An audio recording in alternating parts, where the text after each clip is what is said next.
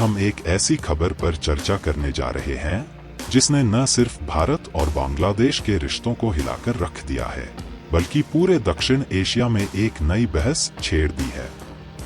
जी हां, मैं बात कर रहा हूं भारत के उस बड़े फैसले की जिसमें भारत ने बांग्लादेश के लिए ट्रांसशिपमेंट सुविधा को पूरी तरह से बंद कर दिया है। ये खबर क्यों इतनी बड़ी है? इसका बांग्लादेश की अर्थव्यवस्था पर क्या असर पड़ेगा? और भारत ने ये कदम क्यों उठाया? इन सारे सवालों के जवाब आज हम इस वीडियो में ढूंढने की कोशिश करेंगे। तो अगर आप भी इस टॉपिक को लेकर उत्सुक हैं, तो वीडियो को तक जरूर देखें। चलिए शुरू करते हैं।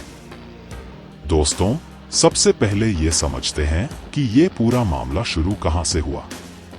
हाल ही में बांग्लादेश की अंतरिम सरकार के प्रमुख मोहम्मद यूनुस ने एक ऐसा बयान दिया जिसने भारत को नाराज कर दिया। उन्होंने कहा कि भारत का नॉर्थ ईस्ट एक लैंडलॉक्ड इलाका है और इस तक पहुंचने का रास्ता सिर्फ बांग्लादेश के पास है। States of India, eastern part of India, called Seven Sisters, they are landlocked country, landlocked region of India. They have no way to reach out to the ocean. We are the only guardian of the ocean for all this region. So this opens up a huge possibility.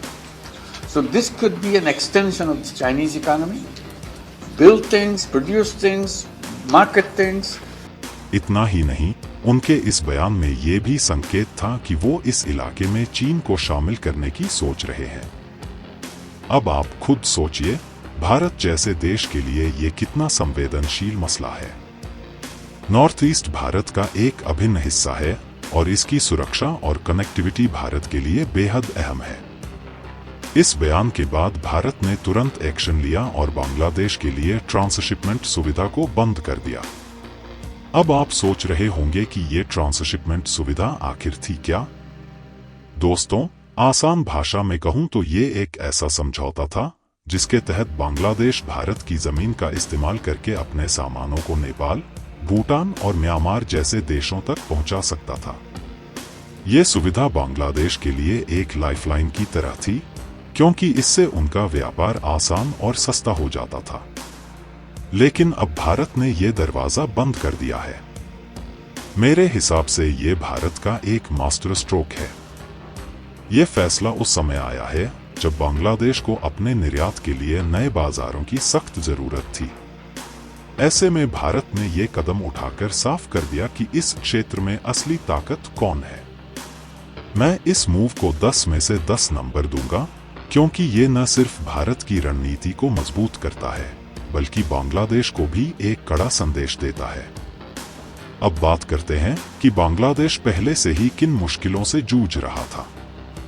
दोस्तों, हाल ही में America ने बांग्लादेश के निर्यात पर 37% का भारी भरकम tariff लगा दिया है। दूसरी ओर भारत पर अमेरिका ने 26% टैरिफ लगाया है। अब इसका मतलब क्या हुआ? चलिए इसे एक उदाहरण से समझते हैं। मान लीजिए एक टी शर्ट भारत में बनती है और वो अमेरिका में पहुंचने के बाद 126 रुपए में बिकती है। वहीं बांग्लादेश में बनी वही टी शर्ट 137 रुपए में बिकेगी। अब आप खुद बताइए, कोई भी रिटेलर या होलसेलर ज्यादा मुनाफे के लिए किस देश की टी शर्ट चुनेगा? जाहिर है, भारत की। इससे भारत को तो फायदा होगा, लेकिन बांग्लादेश की टेक्सटाइल इंडस्ट्री, जो उनकी अर्थव्यवस्था की रीढ़ है, उस पर भारी मार पड़ेगी। मोहम्मद यूनुस ने अमेरिकी सरकार से ये तक गुहार लगाई थी कि इन टैरिफ को कुछ महीनों के लिए हटा लिया जाए, क्योंकि उनकी अर्थव्यवस्था इसे झेल नहीं पाएगी। लेकिन अमेरिका ने उनकी बात नहीं मानी और अब इसके ऊपर से भारत ने भी ट्रांसशिपमेंट सुविधा बंद करके बांग्लादेश की कमर तोड़ दी है। पहले बांग्लादेश भारत के रास्तों से नेपाल, भूटान और म्यांमार जैसे देशों तक आसानी से अपना सामान पहुंचा रहा था। इससे उनका व्यापार बढ़ रहा था और लागत कम हो रही थी। लेकिन अब ये सारे रास्ते बंद हो गए हैं। सच कहूं तो बांग्लादेश के लिए ये दोहरी मार है। एक तरफ अमेरिका से टैरिफ की चोट, दूसरी तरफ भारत से ट्रेड सुविधाओं का खत्म होना। ऐसे में उनकी अर्थव्यवस्था का क्या हाल होगा, ये सोचकर ही हालत खराब लगती है। अब आइए इस ट्रांसशिपमेंट सुविधा को और गहराई से समझते हैं। दोस्तों, ये कहानी शुरू होती है नवंबर 2010 से, जब भारत और बांग्लादेश ने एक ट्रेड एंड ट्रांजिट ट्रीटी पर हस्ताक्षर किए थे। इस समझौते के तहत बांग्लादेश को ये अधिकार मिला था कि वो भारत की जमीन का इस्तेमाल करके तीसरे देशों के साथ व्यापार कर सके। मान लीजिए बांग्लादेश को नेपाल से बिजली खरीदनी है या भूटान को कपड़े बेचने हैं, तो वो भारत के रास्तों से ऐसा कर सकता था। ये सुविधा उस समय शुरू हुई थी जब दोनों देशों के रिश्ते बहुत अच्छे थे। भारत ने बांग्लादेश की मदद के लिए कई बड़े कदम उठाए थे। मिसाल के तौर पर 2020 में भारत ने बांग्लादेश को ये छूट दी थी कि वो भारत के कस्टम स्टेशनों का इस्तेमाल बिना कोई फीस दिए कर सकते हैं। उससे पहले 2015 में BBIN, Bangladesh, Bhutan, Bharat, Nepal motor vehicles agreement sign हुआ था, जिससे इन देशों के बीच कनेक्टिविटी और मजबूत हुई थी। लेकिन बदले में बांग्लादेश ने भी भारत को अपनी वाटरवेज का एक्सेस दिया था, ताकि भारत अपने नॉर्थ ईस्ट तक बेहतर पहुंच बना सके। उस समय ये रिश्ता आपसी भरोसे और सहयोग का प्रतीक था। लेकिन अब मोहम्मद यूनुस के बयानों और बांग्लादेश की नई नीतियों ने इस भरोसे को तोड़ दिया है। भारत ने सोचा कि जब बांग्लादेश हमारी जमीन का इस्तेमाल करके हमें ही चुनौती देने की कोशिश कर रहा है, तो फिर इस मदद को जारी रखने का क्या फायदा।